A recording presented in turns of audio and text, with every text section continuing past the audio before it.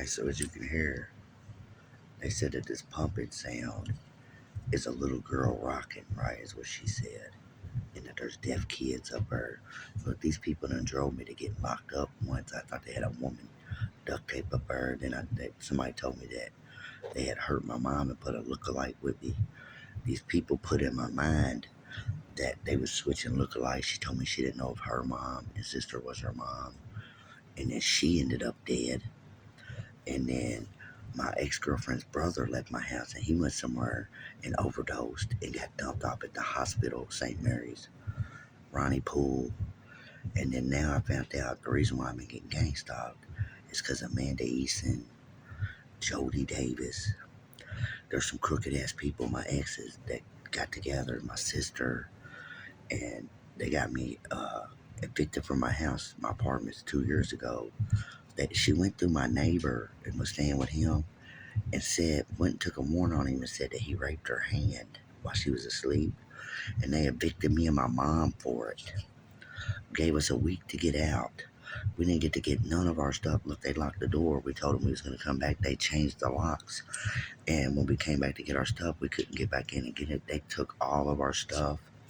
The judge was Adela Haney. She mentioned Sean Tomlinson lives there on the video eviction. And there wasn't no reason for her to say my name like it. I've never been her. I don't know her. If she knows me, I don't remember her. I had quit drinking. I hadn't been in trouble in 6 years. Look, I had just had my left genital cut out because I had testicular cancer, dude, through my stomach. And me and my mom got into it, and they made it like I hit my mom. No, I felt like my mom wouldn't help me because both of our faces are paralyzed where these people above me are hitting me with a fucking weapon. They supposedly got them evicted because I called the landlord. I was like, look, since we've been here, they bombed and didn't tell us they was bombing the center of Roaches. He was a maintenance man when we moved in, was cutting the grass and fixed the vent. Then all of a sudden, he ain't the maintenance man. He's done had, since I've been here 10 months, they ain't stopped. They did, I'm talking about nonstop stomping on the ground. I ended up locked up for 60 days. The judge ordered me to be able to go to Our Lady of Peace. That way I could get medicine. They wanted to evaluate me, to deem me crazy so nobody would listen to me, dude. These people are setting me up for life insurance policies. That's why they're gang stalking me. That's why I got evicted so they could push me and my mom out. We ended up in that van for 9 months, right? Or 7 months. Then we was in a hotel for 3 months, so it was 11 months. We ended up being homeless. It took us 11 months after they evicted us to get in here. And then when we got here, it was the same thing. The neighborhood community policing, the neighborhood block watch, all these undercover bot cars are following me. I'm telling you, there's people trying to get me in this apartment since I moved here. And they messed mine and my mom's face are paralyzed right now. So it sounds crazy, but I'm about to get me a lawyer, bro. And I'm about to take this bitch to court because I was married to Amanda Eason. I checked online to see if I had a life insurance policy on me. And my name, my mom's name, and my sister's name all popped up. And Amanda Hollingsworth Eason, because she remarried some other dude, right? And she had went and took charges on me before. And then, because she was lying, she went and told the judge she was lying. They dismissed it. And then that's the reason why she said she dismissed it, because she had a life insurance policy out on me. And if there was a no contact in a domestic, why would I sign a life insurance policy and give it to her? I was only with her a year. So if something happens to me and Amanda, my sister, or my mom, or Jody, or anybody, I ain't never signed a life insurance policy. They forged my name. And they're doing it to other people too. There's probably people in false relationships right now.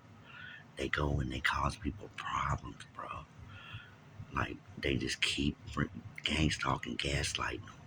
Oh, they stomp over us constantly. They done bombed twice for Roaches, ruined our shit. So now when we move from here, we gotta throw all this shit away and get new shit again. And it's the same people. It's the same exact people. I believe they're gang stalking my sister and she don't even know it. Shit, it's a certain amount of people that come around my sister, Ed. They like stopped having shit to do with my mom, but when my mom met this old man and married him, he's involved too. Cause he kept going down to that office with my sister. They supposedly went and got a phone, but I'd be out riding my bike with my little nephew. And I rode by. I was like, what are you doing sitting there? It was summertime. He's sitting out in the jacket. He was going down there telling them he wanted to get out of that lease because of his wife's son. I wasn't doing nothing but helping them. I had my own room. They had their own room. He almost choked to death twice, and I saved his life. He stuck Greg Schmitz is what they said his name is, right? And he was a drunk. Like my mom and him, they had been together off and on. He treated her like crap. Like they got married. Some of my family, cousins, and my sisters was at the wedding. Then after they got married, then nobody had nothing to do with them because they sent that dude to my mom. He ran off to Indianapolis with her. Like treated her like a dog. Dude would put her out. She would end up in hotels. And cause I ended up getting locked up over Amanda and them. All the shit I went through with her family and what they were doing, trying to run me off because they done got my name. I married her at the Bullitt County Courthouse, right? And I divorced her in 2011 or 12, one of them. But I never signed no life insurance. And that's the only reason why the police would be gang stalking me. I told the cop and him, I was like, look, dude, these people are almost getting me. I think they're trafficking me here because we didn't buy nowhere to go over here. And just all of a sudden, the dude up here was cool with me. And then his little so-called nephew came over. Now they got a different girlfriend and family member and deaf kids that can't talk and they sound like a woman duct taped. And I was thinking they had my mom up there because she's going through it over everything they doing to her too. So I need to get a lawyer, dude. I'm telling you, I'm about to get this. I'm about to sue these people, dude, the police and everything. I called them out here yesterday morning across the street, staring over here. I got these little binoculars and they're over behind the building across. Why was they looking directly over at my windows when there's curtains and blinds? Don't be bothering nobody because that cop, I told him that I needed help because these people are wrecking my mind. They're doing noise harassment. They done took my sense of safety because I was going out to my van. Dude turned around real quick like he was ready to draw me to walk up on my truck, boy. And we was just cool 10 minutes before we had smoked a joint. I'm like, hey, man, I ain't walking up on your truck. I'm gonna see if you want to match joints. Same thing. His little cousin Cody, whoever he is. When I was at Walmart, I pulled up on him, my mom in the van. He turned around. It's the second time he said it. I almost shot you. Like they're trying to gaslight me out of here for some reason, right? They ain't got no reason to because they keep hitting me. I got videos on her of the weapons that they've been hitting me with. Our face was fine until we came here to Fort Haven. Wasn't nothing wrong with us. So when the police locked me up, I had the van. I left from her because I was thinking they was trying to hurt me before our faces was hurt. She wouldn't help. The police had done locked me up right after I had a surgery.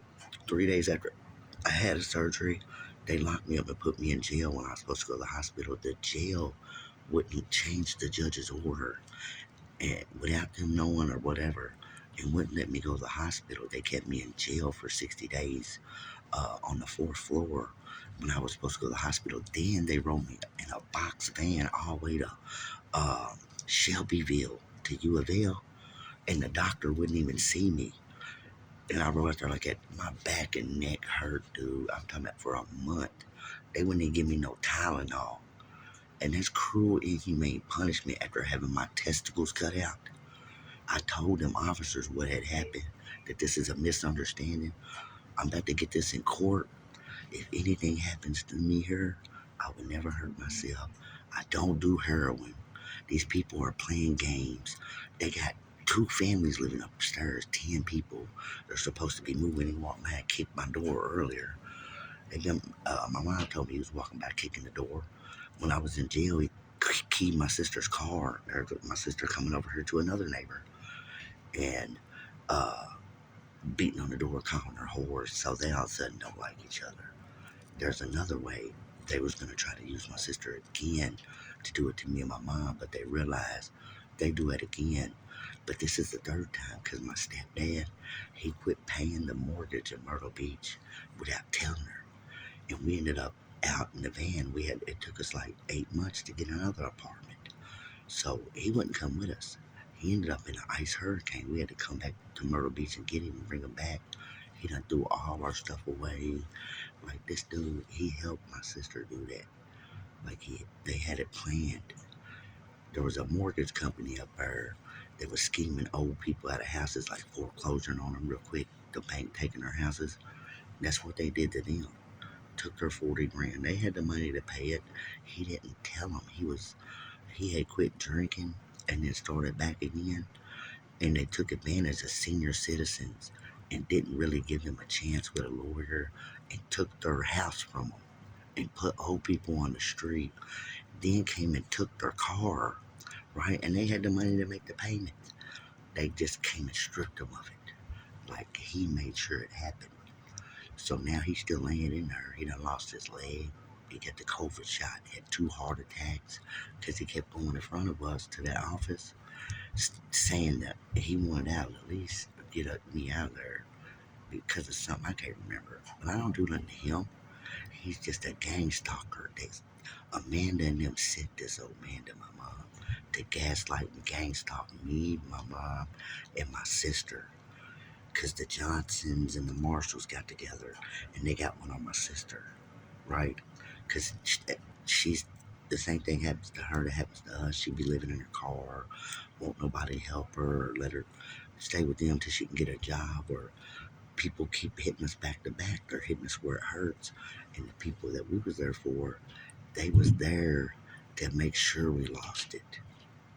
They came and took my sister's kids, took used child protective services on us.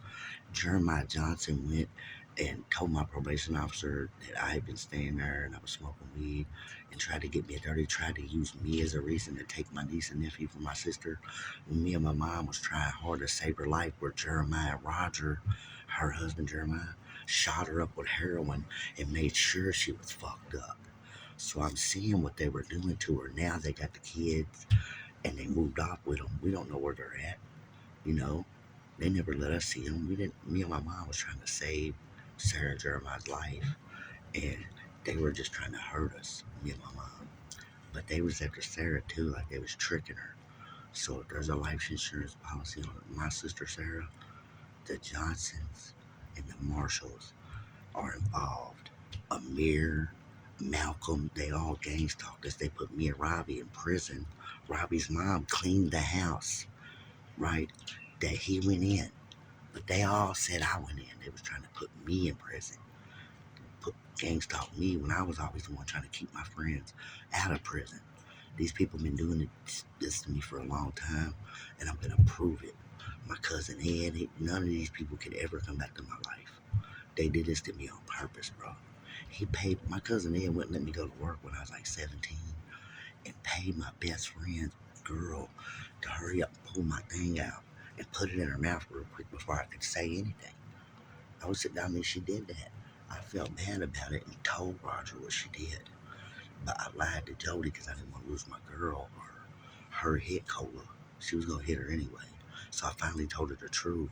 It didn't matter because Ed would ask me about it, make sure he got his money worth. He would try to make me. I was like, man, why you keep asking me about that, dude? I feel bad about that. I got drunk and told Roger and made him beat me up. I mean, it destroyed me what he did, bro. That dude is a weirdo, dog.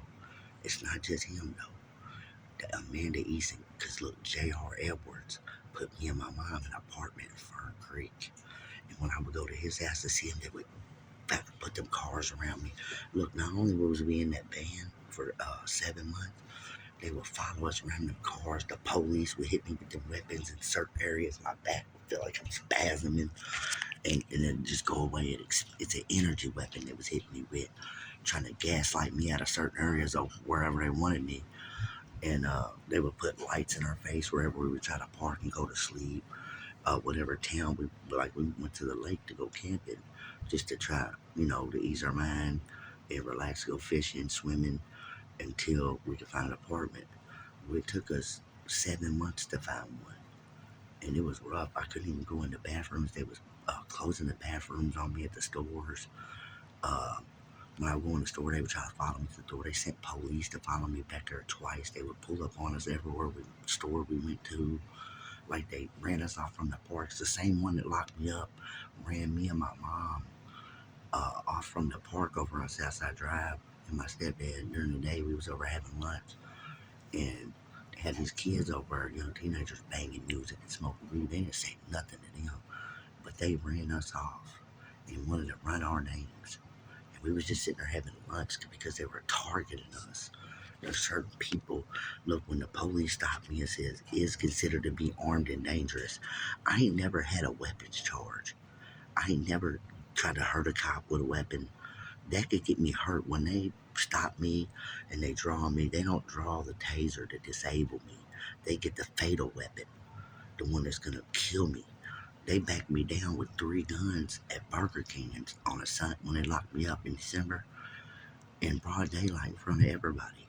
Ruined my yellow shirt because I was having a nervous breakdown over all this, what we've been through.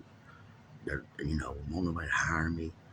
I ain't gonna get a license because I ain't gonna get an ID. I ain't had no money. We've had to survive. And it's like every time I try to get on my feet, they kick them back up from under me. They use the law. And it's just crazy, man. For a long time, they would use my daughter and they get them fake EPOs on me. This lady, Tracy, beat herself in the face to have me locked up and was like, no, Sean, because she was trying to show me they'll do anything to me to mess my mind up. They ain't trapped. When I went to court, that judge threw it right out. They ain't never, they had me charged with some stuff. And luckily, the 911 calls, what they said, they dismissed it for. I never heard that mentioned. But she said, y'all don't know each other. I said, ma'am, I'll stay away from her. If you don't mind, I like to go over her by the sheriff until she leaves because it messed me up seeing her beat herself in the face like that movie Misery. So I'm not being extra. I'm not being, trying to, like, act. This really is getting to me, dude. I feel like I'm in fear for my life. I was sitting in the van here the other day and the police stopped. 2 of them pulled in my parking lot and was like trying to sit right by my van. I wasn't bothering nobody. There was no reason for them to pull back on me and muscle me and press up on me and gaslight me. It's gang stalking. It's community terrorism. It's against the law. They're going against my constitutional rights. I don't have any felonies. I'm not on parole. I don't have any EPO. I've never had any weapons charges, no rape, murder. The only time I ever had a serious assault is with my stepdad, not this one. When I was little, he tried to hurt my mom. Elbowed her in her chin and broke her teeth, and I hurt him to get him off of her. And they charged me with it in Fairdale. And not him for protecting my mama when I was little. They locked me up for it. Because he looked like a bear got him. Ain't that what a good son's supposed to do if somebody hurts their mom or sister? And yet they want to label me with domestic violence because they kept getting me drunk and messing with me. And because I can't drink, they know they got me gremlin gizmo shirts to mock me. They sit out here and mock me. I mean, it's crazy. I just need help is what it is. I gotta figure out what lawyer to go to. I'm putting it out here.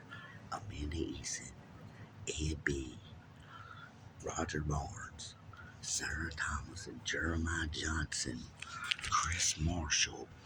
These people gang stalked me. Melissa Ward, Kim Williams, Travis Beatty, Jake Beatty. They made me think these Mexicans was about to kill me. That girl poisoned me and made me die. It messed me. I don't know what she gave me. But the dude told me they was doing a gaslight. I didn't know what that was.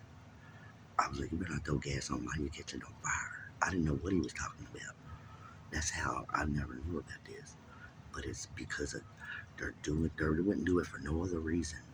But I mean, I go to the speedway at 3 or 4 in the morning to get gas. It'd be empty on a Sunday. And it will fill up like it's Friday night at 7 with the same bot cars. Every time I go to the store, it's the same little people that come out when I go out. The neighborhood block, they all come out and press up on me, put their hand in their pocket. They had their phone facing towards me. I mean, I'm trying to figure out what are they trying to do to me? because it's not normal. It's foreign to me. I done from 19 to 29 in prison. I got out. I stayed out of trouble to get home. It was on a non-violent crime. The one I told you, they waited till I was 19 to convict me. Kept playing it over until I was an adult. They sent me and Robbie to prison for 9 years on our first felony. I seen yesterday on TV this girl and this dude killed this little girl, and they gave them 12 years manslaughter. That's crazy, ain't it? They give a child killer less time than they would a young kid who's been gang stalked and mentally harassed and is on drugs. Not no drug that's gonna kill nobody, but we stole something. We needed counseling. We didn't need prison. We didn't need to be criminalized. We needed treatment. We needed help. We didn't get no help. We didn't get no work your program, work your felony off, and get out if you don't get no more trouble. None of that. They destroyed my record. They sent me to 17 different Class Ds in 2 years over where they gaslighted me with that girl Kim. She was on a panels real bad, lying to me, saying she's sober. I came home. The government done got everybody on heroin. Because where did the heroin come from? It wasn't here before. And you know what I mean? I go to certain neighborhoods, and the ones who got all of it, they don't ever go to jail or get locked up. People leave their house and get locked up. I was over somebody's house that had all the dope and guns, and they went out and led the police to me. And I was there to see them and check on them. I didn't really know they were involved till then. These people told on themselves how they treated me and my mom when I came back to see them after what this man did to us in Myrtle Beach, like having all power over us. And then, I mean, we could have helped pay. She was helping pay. I was cutting